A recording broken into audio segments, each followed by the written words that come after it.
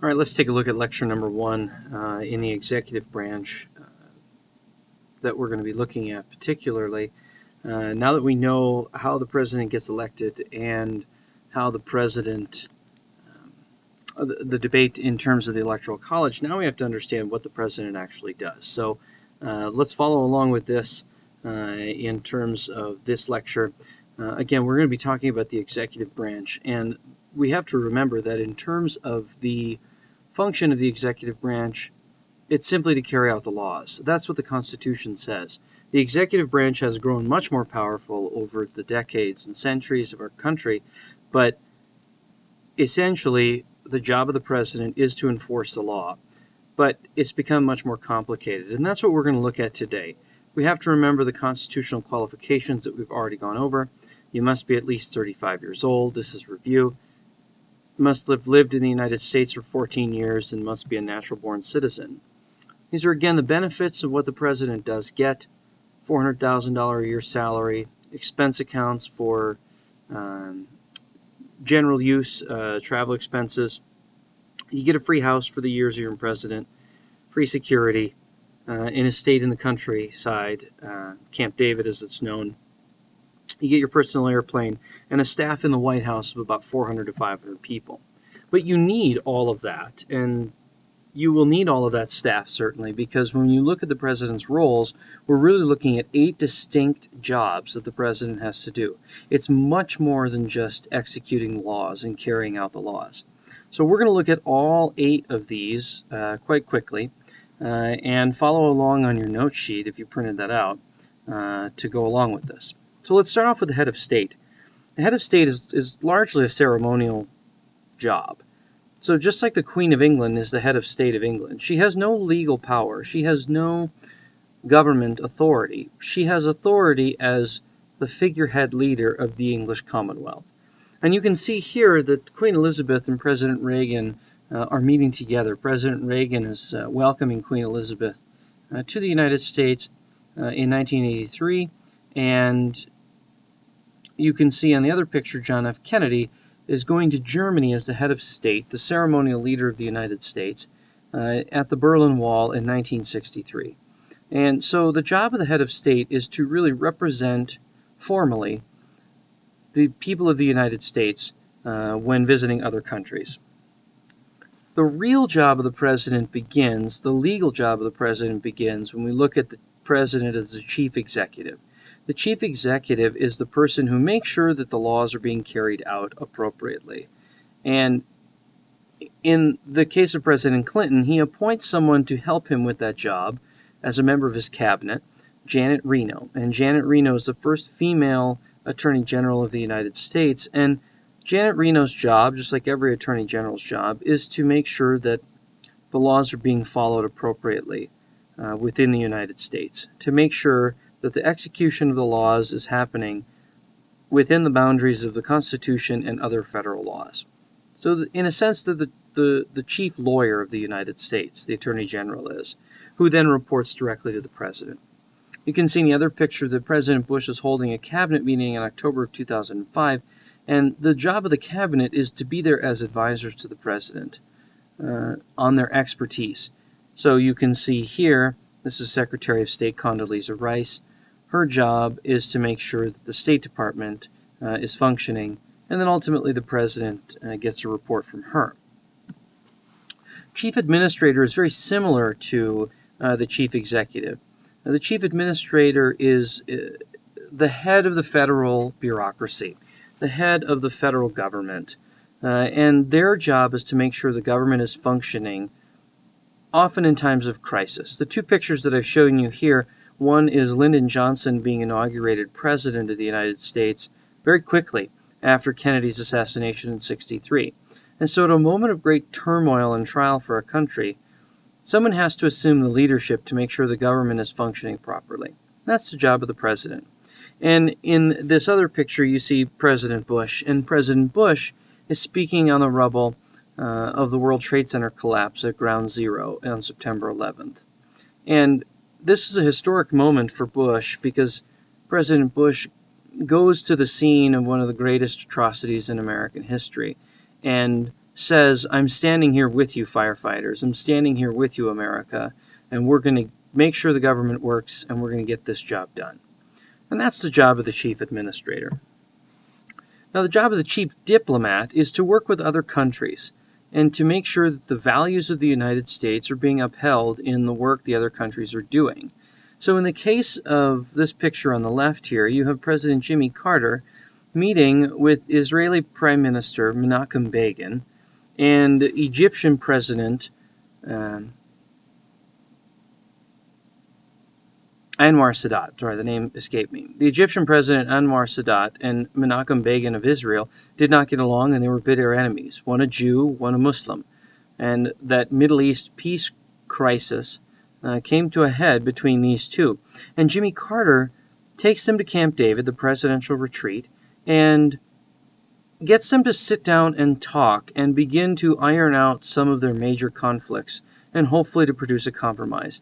And it does. The historic Camp David Accords began to ease a lot of the tensions that have been building up in the 50s and 60s and 70s between Israel and the leading Muslim force in the world at that time, Egypt. Now you can see in this other picture, Carter is the mediator. In this picture, you have bilateral talks, meaning the United States has sat down with the Soviet Union and their leader, Mikhail Gorbachev, in 1990.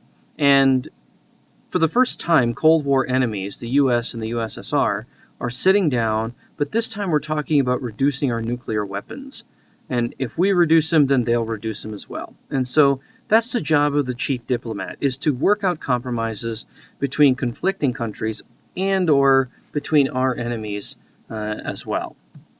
The commander-in-chief is one of the constitutionally mandated jobs of the president, and that is to make sure that the conduct of war is being done appropriately. So Johnson in this picture is awarding a soldier in Vietnam one of the medals, and Johnson's role in the Vietnam War was extremely important and extremely controversial. But Johnson's job as commander-in-chief was to lead the military in the military strategy and the military work that they were doing, in this case in Vietnam. President Bush, you see here, in what I like to call the Top Gun moment, President Bush has just landed a fighter jet on one of the U.S. aircraft carriers and is about ready to give a speech about how the major combat operations in the war in Iraq had come to a close. You'll note that this is in 2003, and the war in Iraq didn't officially end until 2012. So a lot happened from the time in which he said major combat operations were over, but nonetheless, he was in charge of the combat operations as commander-in-chief. And as a former fighter pilot himself in the Air Force Reserve, he had got an opportunity to land with this other pilot in, again, a moment of great presidential pride in, again, what I call the Top Gun moment. What has also come to be expected is that the president is a chief legislator. The president proposes legislation for Congress to consider. And so in the case of Franklin Roosevelt, he proposes the Social Security Act. Income supports for elderly Americans who didn't quite have the money during the Great Depression to support themselves.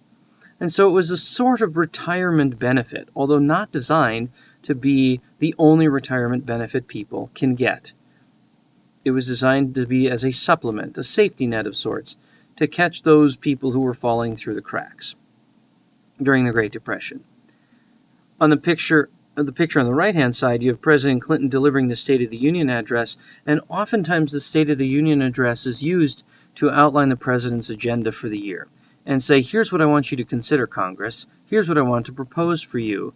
And that is the president acting as the chief legislator, saying to Congress, you have a job to do, and here's what I would like you to do. The president is also the chief of the party, and this is a role that's very important because the president will fundraise for their political party. The president is the most prominent face of the political party.